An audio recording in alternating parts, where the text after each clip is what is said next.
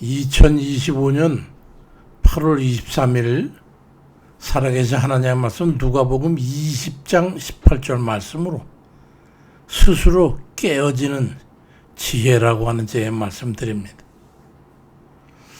저는 그전에 그런 생각을 했던 적이 있어요. 만약에 인생을 다시 한 번만 다시 더 살 수 있다면 한 4, 50여 년 아니면 또 그 이상의 세월을 아끼고 그 아낀 세월을 참 행복하게 살아낼 수 있지 않을까 하는 그런 생각을 해봤습니다. 어차피 하나님의 은혜 안에 들어서 하나님 백성으로 살아갈 것이면 일찌감치 하나님 뜻에 순응해가지고 기꺼이 하나님께서 인정하실 만한 그런 삶을 아주 성실하게 살아갈 것 같은 그런 마음 때문이지요. 그런데 너무나 많은 세월을 그걸 알지 못하고 시행착오적인 그런 인생을 살았던 게 참 너무나 안타깝게 생각이 되죠. 말년에 이르러서 그것조차도 어리석은 것이요. 늦게나마 그나마도 좀 깨닫고 이후의 삶을 살아온 게 얼마나 감사한 일인지. 그걸 깨닫고 그 후로는 날이 갈수록 더 깊은 감사로 살아오게 됐습니다. 하나님의 기쁘신 은혜임을 깨닫게 되었기 때문입니다. 인생은 그런 거더라고요.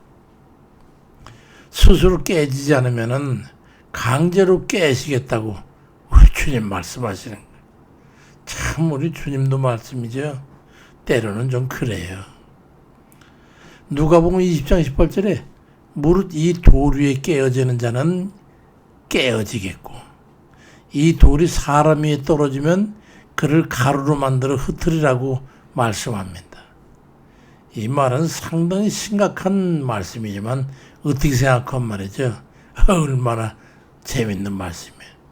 주님께서 너희들이 나한테 부딪혀가지고 변화가지고 깨지면 그건 조련이와 만약에 너희 계속 그렇게 인생 육신적으로 세속적으로 이렇게 버티다가 보면 너희를 내 나라로 들여보내서 내가 만약에 성령으로 너에게 떨어지게 되면 부딪히게 되면 너희는 가루로 될 거라는 이 얼마나 무서운 말씀입니까? 어떤 분은 그런 얘기를 해요.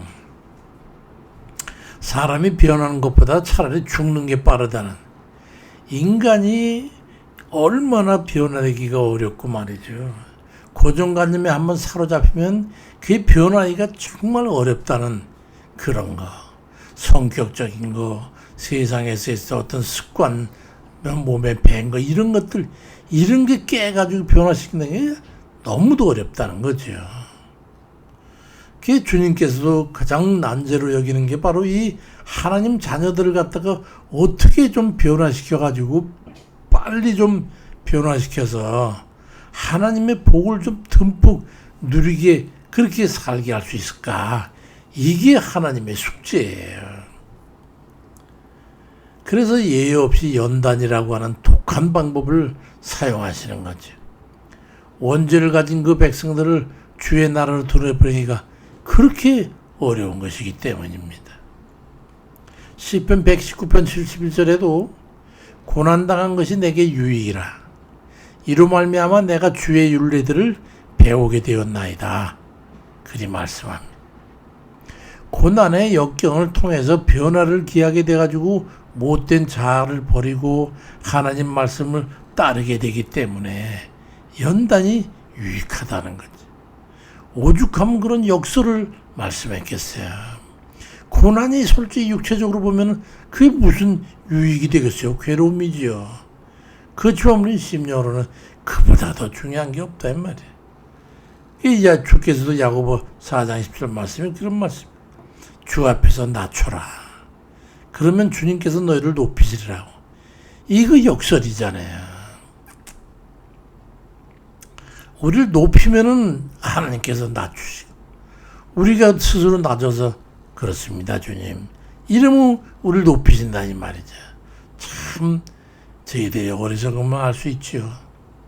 그런 하나님의 방법을 아는 사람은요, 조그마한 느낌이 벌써 오면, 아이고, 이거 아니구나, 이거. 나 잠시 한눈 팔았네. 아버지, 죄송해요. 그렇게 얼른 깨닫고 스스로 겸비하게 돼요. 그것도 눈치 빠른 사람이라 그런 거죠. 이것이 영적 지혜라는 거예요. 제가 경험한 바로는요, 정말 복이 있는 사람이라면 자신이 하나님의 연단 과정에 들었다고 얼뜻 잠깐이라도 스치게끔이라도 깨닫게 되면요, 한시도 지체하지 않고 바로 때를 놓치지 않고 겸비하고 돌이켜서 바른 길을 걸어가게 되는 거예요. 회개하고 말이죠. 죄송하겠습니다. 아버지, 알았어요, 아버지. 이렇게 가는 거예요. 하나님께서 자녀들을 깨우치기 위해서 압박을 가할 때 사용하는 게 바로 인생이라고 하는 채찍. 그걸 가지고 사람을 연단하는 거예요. 또 사람 관계, 이 사람을 통해서 괴롭히는 이 막대기와 몽둥이를 두들기름을 해가지고 그 견딜 수 없는 괴로움을 통해 걸어가는 길이, 이거 내가 지금 걸어가고 있는 게 바른 게 아니구만. 잘못된 길 내가 가고 있는 거야. 이거 얼른 깨닫게 하셔가지고 바른 길로 접어들어서 정도를 걷게 하시는 거예요. 우리 하나님은 이것이 정도니 이 길로 걸으라고 하신다고 그러잖아요. 우리 하나님은 다른 게 아니에요. 정도를 걸어라. 너희가 하나님 백성다운 그런 삶을 살라 이 말이지. 사무엘하 7장 14절에도 나는 그에게 아버지가 되고 그는 내게 아들이 되리니 그가 만일 죄를 범하면 내가 사람의 매와 인생의 채찍으로 징계하겠다고 말씀하잖아요. 이거를 속히 깨달아야 되는 거예요. 그렇지 않으면 매를 맞아도 왜 만지도 모르고 고통을 당하게 되고 도무지 되지 않은 막히고 뒤틀린 그 인생을 살아가면서도 왜 자신이 그런 과정에 있는지 알지도 모르는 채로 견딜 수 없는 무지한 고통 속에 인구의 세월을 보내게 돼요. 참 안타까운 일이죠. 우리는 왜 이렇게 미련해서 그걸 알지 못할까? 그래서 하나님의 인생 채찍과 사람 막대기에 처하게 될 때 속히 깨닫고 돌이키는 게 얼마나 중요한 그런 깨달음인지 또 지혜인지 길인지를 알아야 돼요. 역대하 7장 14절 말씀 항상 기억하세요.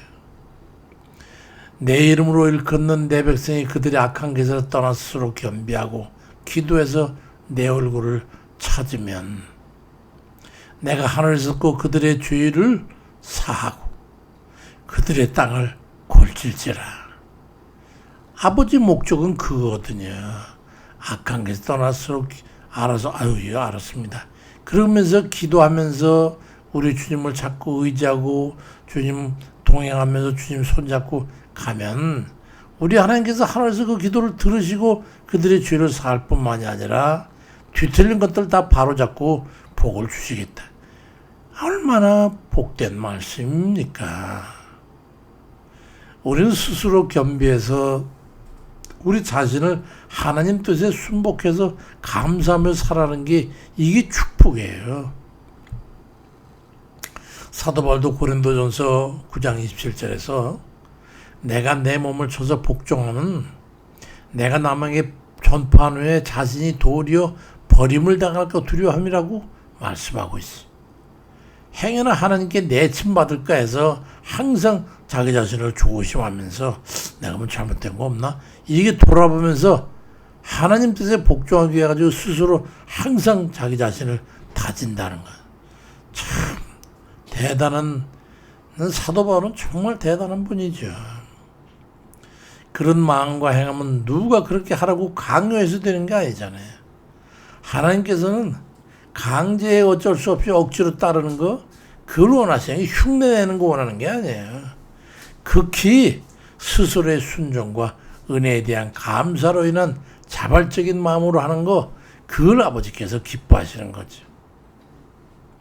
사도벌의 권면에서도 돌이킴의 중요성을 찾아보시죠. 사도행전 20장 20절에 먼저 다메스코 예루살렘에 있는 사람과 유대 온 땅과 이방인까지 회개하고 하나님께로 돌아와서 회개에 합당한 일을 행하라고 그렇게 권면하고 있는 거예요. 그게 살 길이니까요. 스스로 하나님 뜻에 따라 살아가는 이들이 돼야 합니다. 이전에는 어떻게 하면 하나님의 눈길을 피해가지고 세상 곁길로 가면서 적당히 눈치 봐가면서 말이죠. 적당히 즐기고 또 적당히 또 저지르고 적당히 또 세속적인 재미도 즐기면서 그리 살아갈까를 궁리하면서 요리조리 피해 살지요. 눈치 봐가면서. 그래 내가지고 때로는 하나님께서 살짝 병으로 한 대 치거나 또 어쩔 수 없다 그럴 때마다 가난 또 문제 뭐 이런 걸로 해가지고 한 대 주워박으면 아이고 그제서야 어쩔 수 없다 감수하고 어려움을 겪어도 위기를 당해도 대가를 치는 여기 감수하는 그런 시절이 있잖아요. 아이고 뭐 한 번 좀 아유 그동안 뭐 이렇게 내가 저질렀으니까 뭐 할 수 없지만 알았어요. 그것만 해도 다행이에요. 그 후로는요 어떻게 하면 하나님을 기쁘시게 할까를 생각하고 주를 기쁘시게 하고 주의 일을 인해서 개인적인 어떠한 희생과 수고라도 마다하지 않고 실행하게 되는 그게 이게 내 할 일이구나 이렇게 살아가게 되는 거예요. 그쯤 되면은 이제 고등학교 정도 되는 거죠. 그랬더니 주님께서 고개를 끄덕이시고 그래 이 눈길을 그렇게 주시는 것 같으면서 점차적으로 삶이 평안해지고 걱정 근심이 없어지고 모든 일들이 안전하고 평탄해지고 문제와 이런 것들이 스스로 해결되고 이러면서 인생이 평안이 정착되더란 말입니다. 요한 3서 1장에 전에도 사랑하는 자의 내 영혼이 잘된 같이 네가 범사에 잘되고 강건하기를 내가 강구하라고 말씀하고 있잖아요. 이 원리를 깨달아야 되는 거예요. 먼저의 조건은 하나님 앞에 잘 되는 거 이게 전제 조건이에요. 다른 거 다 소용없어요. 방법과 길이 없어요. 그럴 때 주님께 친밀함이 더해지고 가까이 계심을 느끼게 되고 지금 주고도 저는 좋아요 아버지. 이런 고백을 할 수 있을 만한 그런 마음과 기쁨과 감사를 더해 주시더라고요. 그 정도 살면은 행복하지 않습니까? 어떤 때는 미처 구하지 못하는 것조차도 급하고 중요한 것들은 이미 주님께서 먼저 다 행해 주시더란 말이에요. 먼저 해결해 주시는 거예요. 아버지, 하기도 전에 이미 됐더라고요. 마태복음 6장 8절에 그러므로 그들을 본받지 말고 구하기 전에 너에게 있어야 할 것을 하나님 너희 아버지께서 다 아신다고 말씀하잖아요. 기도도 그때 수월하게 됩니다. 그러면 길을 걸으면서도 또 식사하면서도 일하면서도 주님께 대화로 아버지 오늘 말이죠. 이런 일이 있어 어디 가게 됐어. 아시죠 아버지? 거 가서 좀 그 사람 만나 잘 일이 좀 이루어져야 돼요. 아버지 미리 좀 평지갑 좀 해주세요. 이렇게 하는 것도 들으시더라고요. 요한복음 15장 7절에 너희가 내 안에 거르고 내 말이 너희 안에 거하면 무엇인지 원하는 대로 구해라. 그러면 이루리라고 말씀하고 있잖아요. 왜 안 되는 길을 가면서 힘들어하냐 말이에요. 자기의 고집과 못된 자아를 깨고 하나님 뜻을 따라 살면 놀라운 축복이 기다리고 있는데 왜 세상의 것들만 따라서 헛된 삶을 사는지 모르겠어요. 요한일서 4장 16절에도 하나님은 우리를 사랑하시는 사랑을 알고 우리가 믿었노니 하나님은 사랑이요. 그 사랑에 거하는 자는 하나님 안에 거하고 하나님도 그 안에 거하시는 자라. 이 복합적인 그 은혜를 말씀을 한번 읽어보세요. 이해하시겠죠? 진정한 주 은혜 가운데 살아가시기 바랍니다. 스스로 하나님 뜻에 순응하는 삶을 살아서 주를 기쁘시게 함으로 해가지고 놀라운 평안과 만족에 거하는 그런 모든 우리 성도님들 다 되시길 주의 이름으로 축원드립니다. 아버지, 이 나라의 문제도 마찬가지죠. 우리들이 잘못 살아서 하나님 뜻대로 살지 못해서 주의 백성들 그리스도인들이 그리 함으로 해서 일이 다 되었어요. 아버지, 우리 죄를 용서하시고 긍휼히 여기사 약한 자들을 들어서 아버지 백성들 칭찬하시는 줄 아버지 믿사온데 우리 깨우치고 돌이켜서 주님 앞에 바로 겸비하고 스스로 돌이켜서 우리 주님 합당한 그런 삶을 살아서 이 날을 다시 한번 우리 하나님께서 세우셔서 크게 쓰시기 위해서 아버지 단검질하시는 줄 믿습니다.